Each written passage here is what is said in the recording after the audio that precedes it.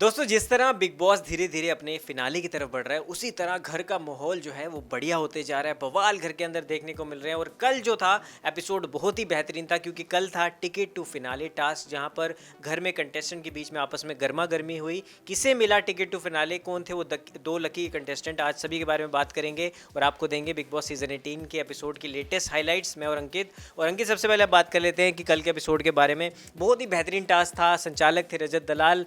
क्या कुछ कल के टास्क में हुआ और कौन बने वो दो सदस्य जो पहुंचे हैं फिनाले में, जिनको टिकट टू फिनाले मिली है? देखिए, संचालक का किरदार निभाया रजत दलाल ने, जो कि बहुत अच्छे से उन्होंने निभाया।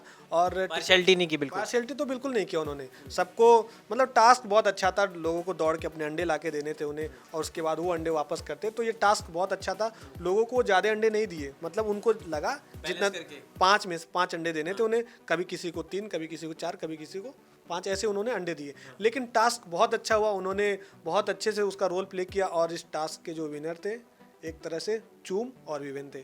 लेकिन अगर देखा जाए तो अब सवाल खड़ा होता है करण पे। करणवीर जो इतने अच्छे से दौड़े और सारा कुछ जीते, वो कि वो बोल रहे हैं कि मैं किसी और के लिए खेल रहा हूँ। हाँ, वही। तो रजत दलाल ने बोला कि जो दूसरों के लिए खेलता है मैं उन्हें बहुत पसंद करता हूँ, बहुत अच्छा लगता है। और वो जीत गए। और ये चूम अगर टिकट टू फिनाले में उन्हें जगह मिला है तो करण मुख्य दावे, मतलब करण का रोल बहुत अच्छा रहा इसमें।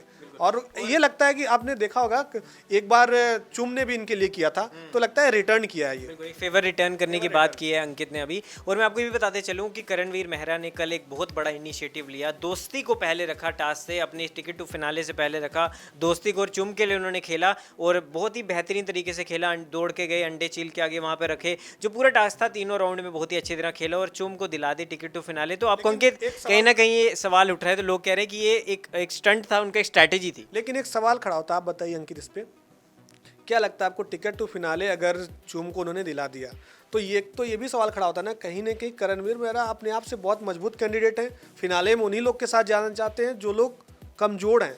और जाहिर सी बात है, चूम और करण में अगर वोटिंग होता है तो करणवीर तो ऐसे ही आगे निकल जाएंगे। तो क्या दिमाग से खेले हैं वो?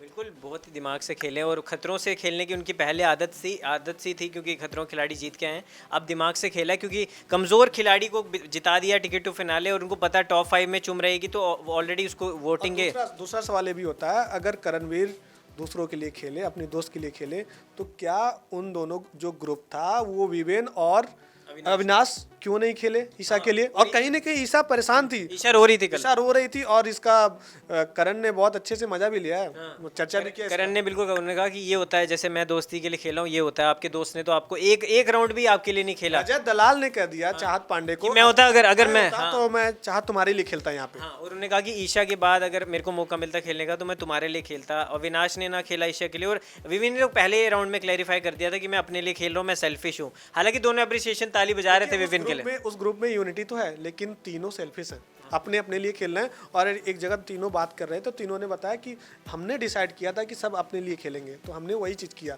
और ईशा को लगा कि ये लोग मेरे लिए खेलें, क्योंकि उस ग्रुप में उन्होंने खेला करण ने, तो ईशा परेशान थी बहुत ज़्यादा। ईशा ये भी कह रही थी अंकित कि मैं डिजर्व करती थी टॉप 5 में जाना। मैं पहले, मेरे को शुरू में लगा था कि दोस्ती सब कुछ है, लेकिन अब टिकट टू फिनाले कितने पास आके भी मैं वहाँ से चूक गई। और जहाँ थोड़ा सा वायलेंस भी देखने को मिला जब शिल्पा और उनको धक्का लग रहा था। ये सवाल आप ऑडियंस पे डालिए कि क्या लगता है आपको, फिनाले में अगर अभी तक गेम पहुंचा है तो क्या चूम और ईशा यहाँ तक जो पहुंची है, उनका जो सफर पहुंचा है, क्या उसके लायक वो थी?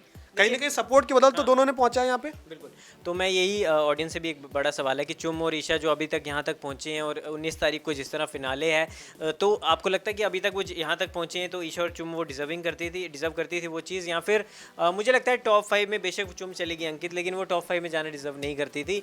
और उनसे ज़्यादा तो मुझे लगता है चाहत पांडे डिजर्व करती थी।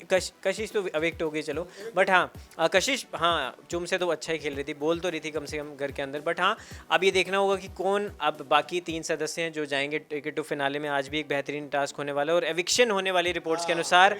आपको बता देते हैं कि रिपोर्ट्स के अनुसार ये खबरें आ रही कि श्रुतिका जो है वो घर से बेघर हो जाएंगी, और आज के एपिसोड में आपको वो देखने को मिलेगा। तो इस शॉकिंग एविक्शन को लेके क्या कहेंगे अंकित? अब देखिए, एक तरीके से घर वाले को तो उतना दुखी नहीं होगा, क्योंकि वो परेशान थे कि बहुत ज़्यादा बोलती थी वो, तो उतना कोई किसी को असर नहीं पड़ेगा। हाँ, अगर ईशा जाती या कोई और जाता तो असर पड़ता बहुत, लेकिन और वो टॉप 5 में मेरे को नहीं लगता कि श्रुतिका जाने के डिजर्विंग थी। ये जा रही हैं तो कोई किसी को रिग्रेट नहीं है इस बात का। बिल्कुल रिग्रेट नहीं। आप किसे देखते हैं अंकित टॉप 5 में? 2 के तो नाम तो सामने आ चुके हैं, बाकी 3 किसे देखते हैं? 5 में करणवीर तो है, तीसरे नंबर पे आ गए, चौथे नंबर पे विवेन रहेंगे। अब नहीं, woven already top, woven top, sorry, बाकी जो 3 बचे। 3 में अब करणवीर हैं, अविनाश हैं और रजत दलाल। और आप चाहत को नहीं देखते, ना ईशा को देखते तो भी हैं, नहीं देखता हूँ, ना शिल्पा को? नहीं देखते। अच्छा, ये आपके टॉप 5 है। बिल्कुल, तो अंकित ने जिस तरह बता दिया तो आप भी ज़रूर बताएं कमेंट करके कि आपके लिए टॉप 5 कौन है। और ये भी बताइएगा, अभी तो थोड़ा सा जल्दी है लेकिन फिर भी टॉप 2 आप किसे देखते हैं भी हमें कमेंट सेक्शन में ज़रूर बताएं दोस्तों। फिलहाल दोस्तों इस वीडियो में इतना ही, कल फिर से मिलेंगे बिग बॉस की हाईलाइट्स को लेके। तब तक के लिए हमें दीजिए इजाज़त, धन्यवाद।